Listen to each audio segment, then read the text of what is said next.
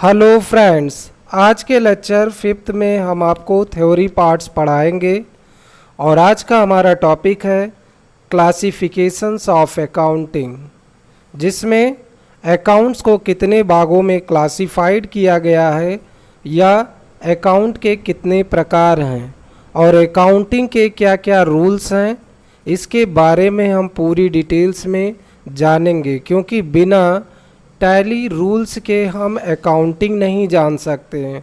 तो फ्रेंड्स, आज के क्लास में हम प्रैक्टिकल वर्क करने से पहले CR/DR टर्म्स के बारे में जान लेते हैं, क्योंकि बिना आप जो है टैली रूल्स के, यानी टैली में जो आपका गोल्डन रूल्स दिया गया है, बिना उसके जाने हम आगे के प्रैक्टिकल क्लास को नहीं कर सकते हैं। तो आगे के प्रैक्टिकल क्लास को कंटिन्यू रखने के लिए हमें टैली अकाउंटिंग में जो आपका गोल्डन रूल्स दिया गया है, 3 गोल्डन रूल्स के बारे में हम अच्छे से जानेंगे कि उसके क्या रूल्स हैं या हम कैसे उसके टर्म्स में CR और DR की एंट्री करेंगे।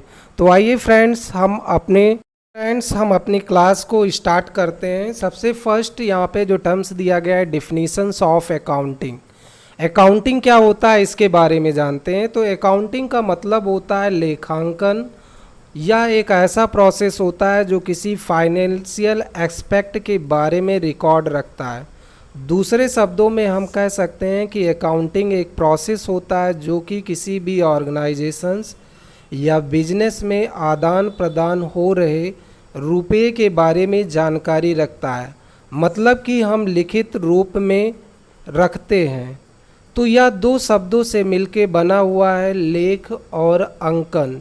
लेख का मतलब होता है लिखना और अंकन का मतलब होता है अंकों में। वैसे प्रोसेस जहाँ पर किसी भी घटनाक्रम को लिखित रूप में रखा जाता है, उसी को ही अकाउंटिंग कहते हैं। जैसे accounting can be defined as a process of reporting, recording, interpreting and summarising economic data.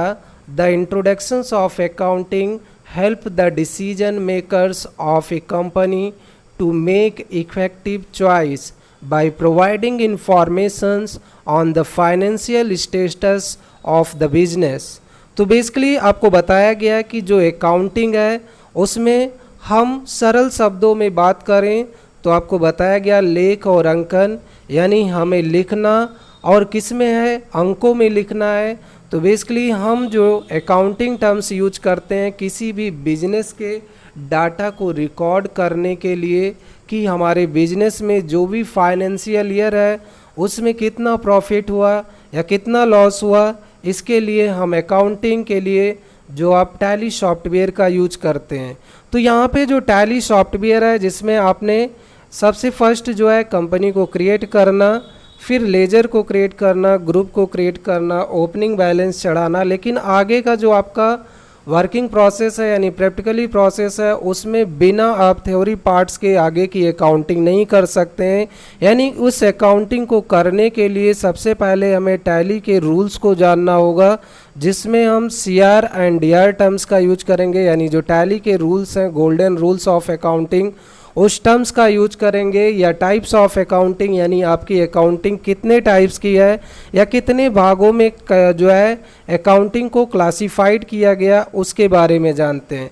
Accounting करने के क्या फ़ायदे होते हैं। अगर दोस्तों अगर आप किस दुकानदार हैं तो इस बात को आसानी से समझ सकते हैं, लेकिन अगर आप स्टूडेंट हैं तो इस बात को आप आसानी से नहीं समझ सकते हैं।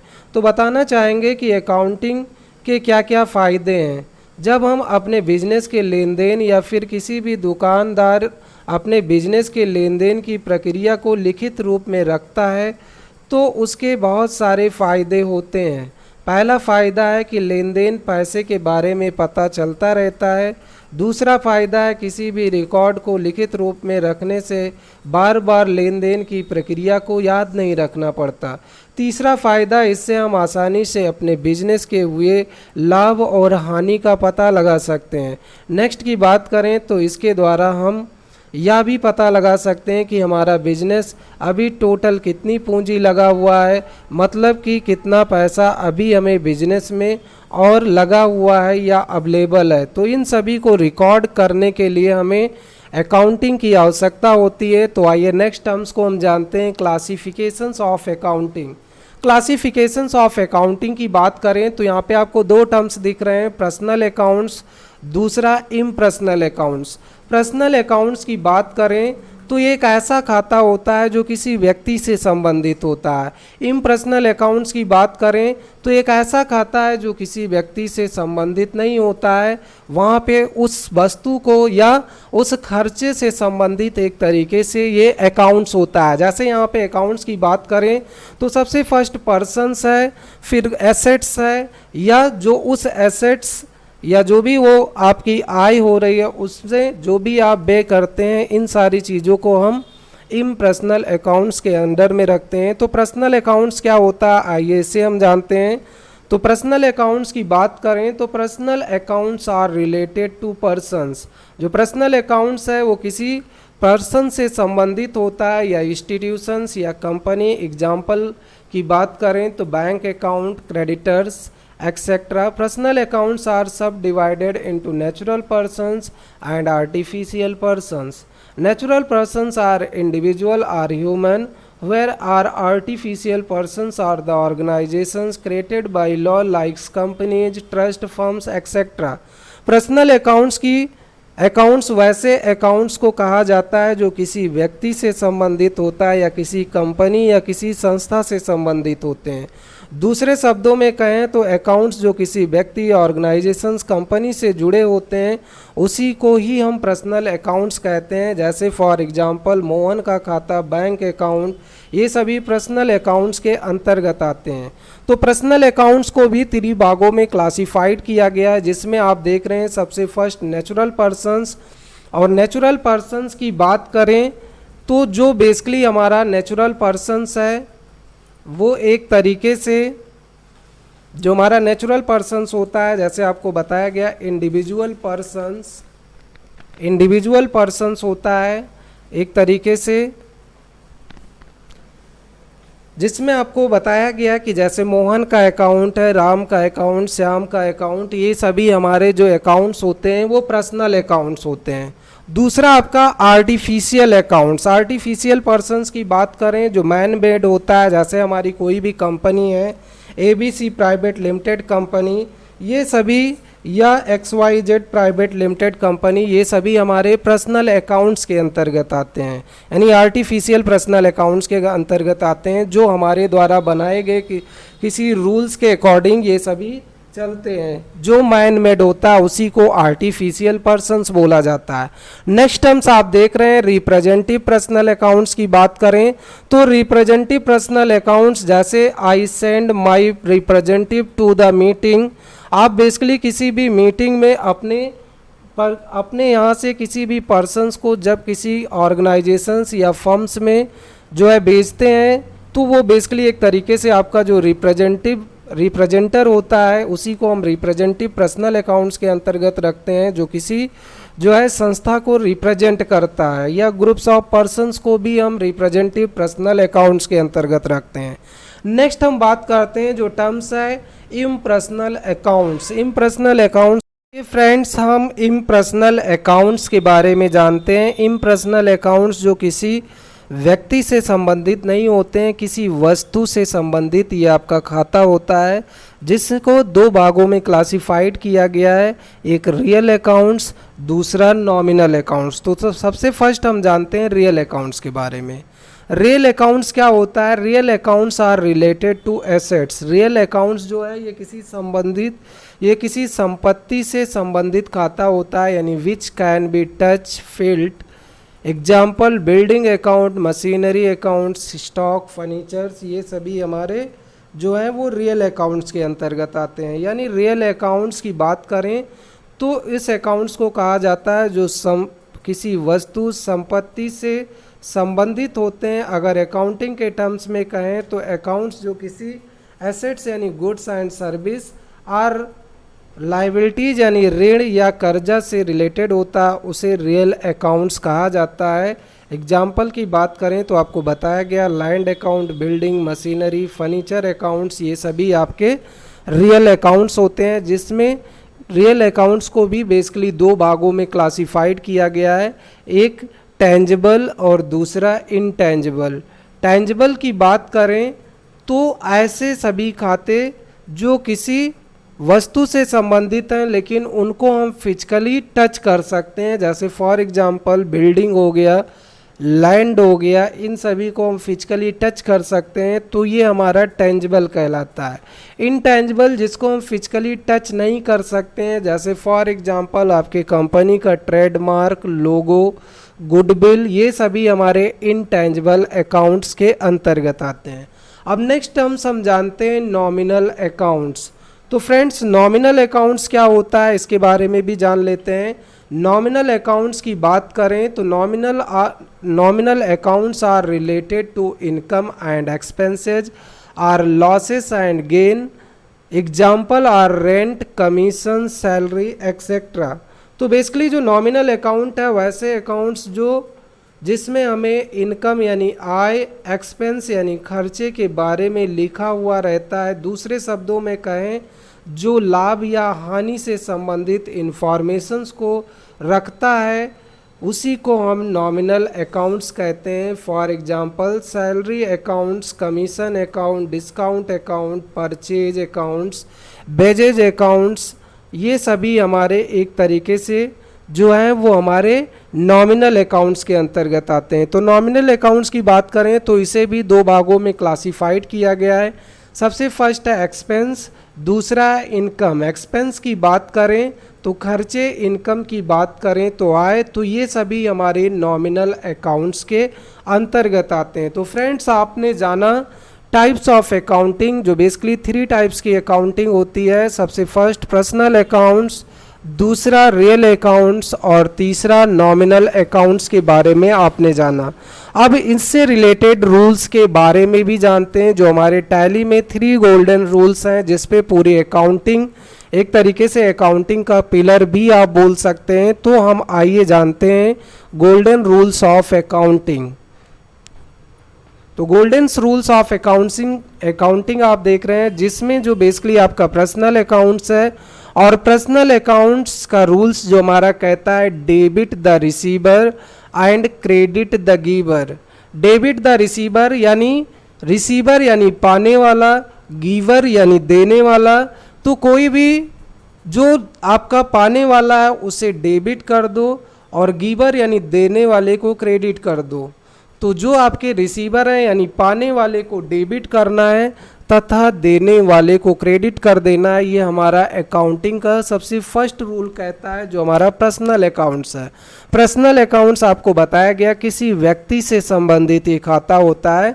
फॉर एग्जाम्पल यहाँ पे एक एग्जाम्पल लिया गया है जिसमें लिखा गया furniture purchased for Dinesh furniture house on credit for 300 rupees, यानी 3000 रुपीज़। फर्नीचर जो है परचेज किया गया यानी परचेज यानी खरीदा गया है दिनेश फर्नीचर हाउस से, क्रेडिट यानी उधार लिया गया 3000 रुपये का। तो इसके लिए हमें क्या है, सबसे फर्स्ट अकाउंटिंग करना है। और अकाउंटिंग जो करने के लिए हमें सबसे फर्स्ट इसमें देखना होगा कि प्रभावित होने वाले खाते कौन से हैं। दूसरा अकाउंटिंग आपको सिखाने का मेन पर्पज़ है, जैसे अगर आप नॉन कॉमर्शियल बैकग्राउंड से हैं और आपको कॉमर्स में ले जाना जो मेरा मेन पर्पज़ है, जिससे आप नॉन कॉमर्शियल बैकग्राउंड्स के होने के बावजूद भी आप अच्छे से अकाउंटिंग को कर सकते हैं हमारे वीडियो क्लास के माध्यम से, या हमारे आप ऑफलाइन क्लासेस को भी लेकर अच्छे से आप टैली को सीख सकते हैं और जिससे आप किसी भी कंपनी में आसानी से जॉब को भी प्राप्त कर सकते हैं। तो हमारा जो मेन फोकस है कि कैसे अकाउंटिंग को और ज़्यादा सिंपल और आसान किया जाए कि जिससे जो भी स्टूडेंट हैं वो आसानी से अकाउंटिंग को सीख सके। तो इसके लिए आपको step by step video classes को भी डिज़ाइन किया गया है दोस्तों, जिससे कि आप अच्छे से अकाउंटिंग को सीख सीख सकते हैं। तो यहाँ पे अकाउंटिंग के जो गोल्डन रूल्स हैं जिसमें आपको बताया गया कि debit the receiver and credit the giver, जिसका एग्जांपल लिया गया है furniture purchase from Dinesh furniture house on credit, यानी उधार बेसिस पे 3,000 रुपये का फर्नीचर खरीदा गया है। तो इसमें हम देखते हैं सबसे फर्स्ट प्रभावित होने वाले खाते। तो यहाँ पे आप देख रहे हैं 2 खाते प्रभावित हो रहे हैं। सबसे फर्स्ट है फर्नीचर अकाउंट, दूसरा यहाँ पे दिया गया है दिनेश फर्नीचर हाउस। तो जो फर्नीचर्स है दोस्तों वो आपको बताया गया, फर्नीचर्स क्या है, एक तरीके का फर्नीचर्स हमारा एक एसेट्स है, और एसेट्स को हम किस खाते में रखते हैं, रियल अकाउंट्स के अंतर्गत रखते हैं। तो यहाँ पे आप देख रहे हैं कि जो हमारा रियल अकाउंट्स है यानी फर्नीचर हमारा रियल अकाउंट्स है। दिनेश फर्नीचर हाउस जो एक तरीके से एक आर्टिफिशियल पर्सन्स है, जो हमारा एक तरीके का एक पर्सनल अकाउंट्स कहलाएगा। और यहाँ पे आप देख रहे हैं कि दिनेश फर्नीचर को एज ए पर्सनल अकाउंट्स के अंतर्गत रखा गया।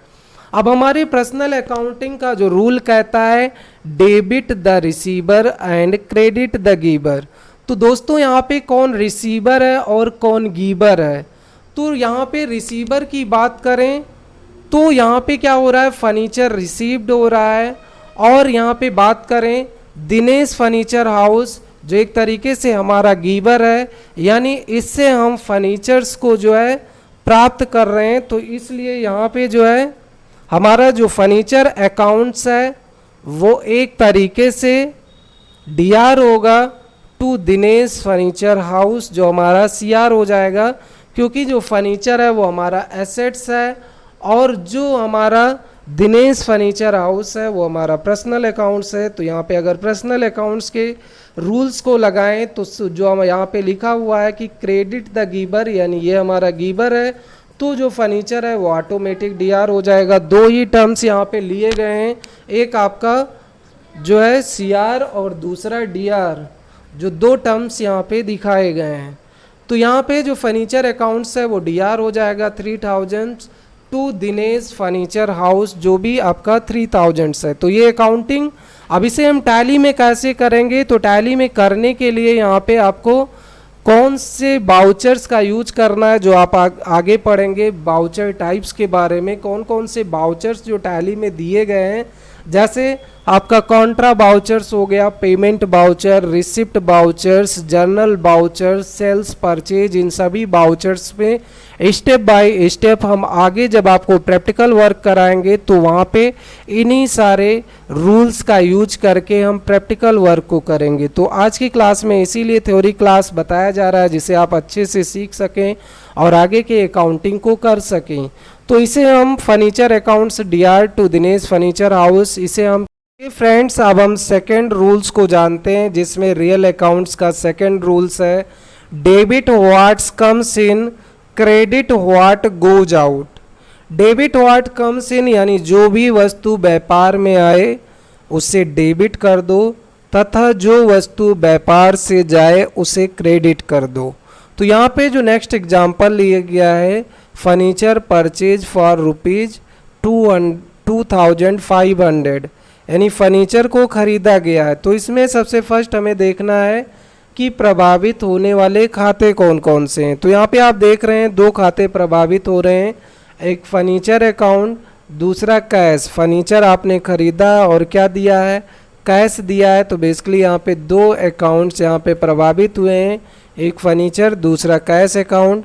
फर्नीचर अकाउंट्स की बात करें तो फर्नीचर हमारा रियल अकाउंट्स है और जो हमारा कैश है वो भी एक तरीके का रियल अकाउंट्स है। तो यहाँ पे रियल अकाउंट्स का अगर रूल लगाएं तो आपको बताया गया डेबिट व्हाट्स कम्स इन, यानी जो वस्तु व्यापार में आए। तो व्यापार में क्या वस्तु आई, फर्नीचर, तो फर्नीचर डीआर हो जाएगा टू कैश अकाउंट, यानी कैश बिजनेस से जा रहा है तो कैश अकाउंट जो है वो सीआर हो जाएगा टू कैश अकाउंट। तो ये था हमारा सेकंड रूल्स, जो आपने अकाउंटिंग के 3 सेकंड रूल्स को जाना। ये फ्रेंड्स हम बेसिकली जानते हैं नॉमिनल अकाउंट। थर्ड रूल जो आपका है debit all expense and losses, credit all income and gain, यानी बिजनेस के जो समस्त खर्चे, एक्सपेंस यानी खर्चे, लॉसेस यानी हानि, उसे डेबिट कर दो, तथा जो भी आपका इनकम यानी आय एंड गेन यानी लाभ हो रहा है उसे क्रेडिट कर दो। तो इसके एग्जाम्पल हम यहाँ पे ले रहे हैं कि एग्जाम्पल के थ्रू इसको जानते हैं। सैलरी पेड टू एम्प्लॉय ₹10,000, यहाँ पे जो आपका एग्जाम्पल लिया गया है तो इसमें भी देखेंगे प्रभावित होने वाले खाते कौन कौन से हैं। तो यहाँ पे दो खाते प्रभावित हो रहे हैं, एक सैलरी अकाउंट, दूसरा कैश अकाउंट। सैलरी अकाउंट की बात करें तो ये हमारा नॉमिनल अकाउंट होता है और कैश आपको बताया गया रियल अकाउंट्स होता है।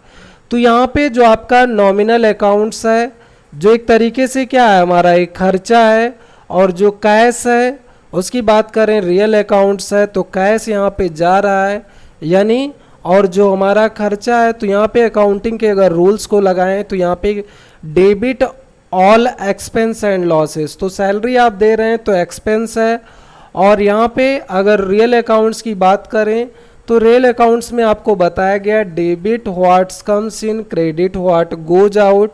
तो क्रेडिट क्या हो रहा है आपका कैश, और सैलरी अकाउंट क्या हो रहा है डेबिट, क्योंकि ये हमारा एक्सपेंसेस था तो इसलिए salary account DR to cash account. तो फ्रेंड्स आपने जाना गोल्डन रूल्स के बारे में, इसमें बहुत सारे जर्नल एंट्रीज जो आपको जर्नल एंट्रीज को लेकर हम आपके प्रैक्टिकल क्लासेस को डिजाइन करेंगे जिसमें आप अच्छे से प्रैक्टिकल वर्क को सीख सकेंगे। तो थ्योरी पार्ट्स को पढ़ाने का जो मेरा मेन उद्देश्य था कि कैसे आप जो है जो भी आपको जर्नल एंट्रीज दी गई हैं उसको हम कैसे गोल्डन रूल्स के अकॉर्डिंग करेंगे और कैसे हम उसे अपने टैली सॉफ्टवेयर पे रिकॉर्ड करेंगे। तो आज की क्लासेस में फ्रेंड्स आपने जाना क्लासिफिकेशंस ऑफ अकाउंटिंग के बारे में and golden rules of accounting golden rules of accounting के बारे में जाना। तो आज की क्लास में अभी तक के लिए इतना ही।